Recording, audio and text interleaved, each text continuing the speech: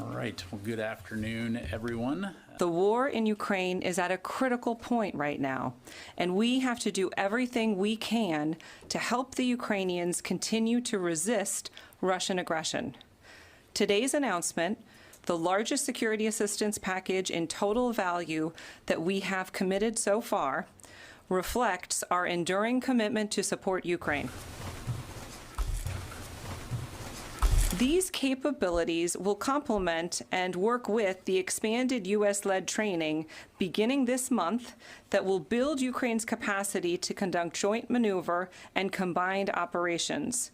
We will ensure Ukraine has both the equipment and the skilled forces necessary to sustain its efforts to push back on Russian aggression. In the case of the Bradley, what you are seeing is a recognition that this is the right time for us to provide this armored capability. This is the right time for Ukraine to take advantage of its capabilities to change the dynamic on the battlefield. And from a maintenance and sustainment standpoint, and this is really important, the Ukrainians have demonstrated a lot of growing proficiency in maintenance and sustainment, both within Ukraine and relying on new systems that we have set up with our allies and partners. And when will we see the Patriots being fielded in Ukraine?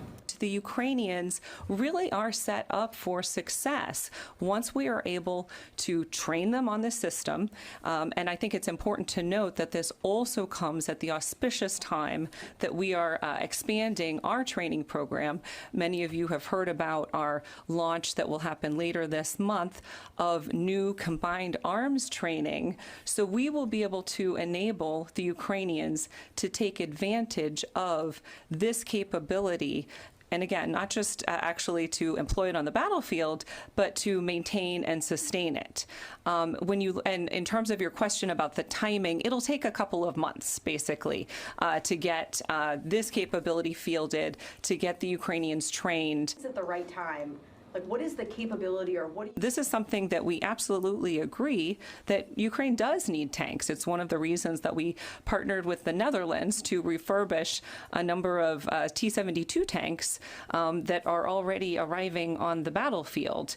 But we have to be cognizant of maintenance and sustainment considerations with tanks.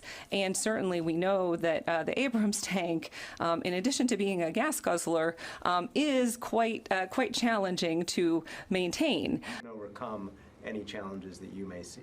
What we are looking at is providing them what they need when they need it, and the Bradley is a capability that we could envision them really using to great effect along with the training. It's not a capability without the training. It's just a piece of equipment. Today, a new and a very powerful package of the United States defense support was announced for our country. For the first time, we will get Bradley armored vehicles. This is exactly what is needed. New guns and rounds, including high-precision ones. New rockets, new drones. It is timely and strong. The total amount of the support package from the United States is almost $3 billion. I thank the US President Joe Biden. I thank the congressmen and all the Americans who appreciate freedom. We can see absolutely concrete results of this visit and our negotiations. I thank Chancellor Olaf Scholz for the decision to provide Ukraine with the Patriot air defense system. Together with the brilliant German Iris-T Patriot, they will make Ukrainian and European skies significantly safer. Also today, with Mr. Chancellor, we discussed other aspects of our defense cooperation, in particular 40 Marder infantry and other things that are necessary to stop Russian aggression.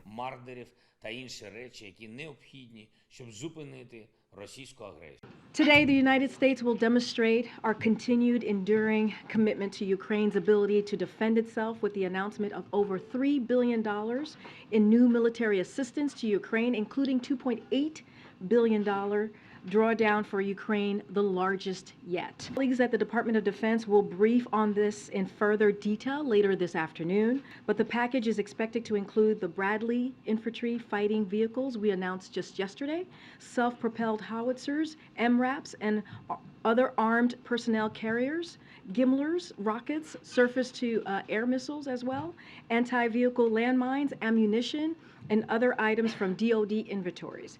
as well as $225 million in foreign military financing for Ukraine to build the long-term capacity and modernization of Ukraine's military. So the aid that we provide Ukraine from a security perspective is very much in keeping with two things. One, the needs that they have in the moment and our ability to provide those capabilities to them, but also taking a look at what the fight is likely to be going forward. Now, in recent weeks, we've all been very focused, rightly so, on what was going on around Kherson down in the south.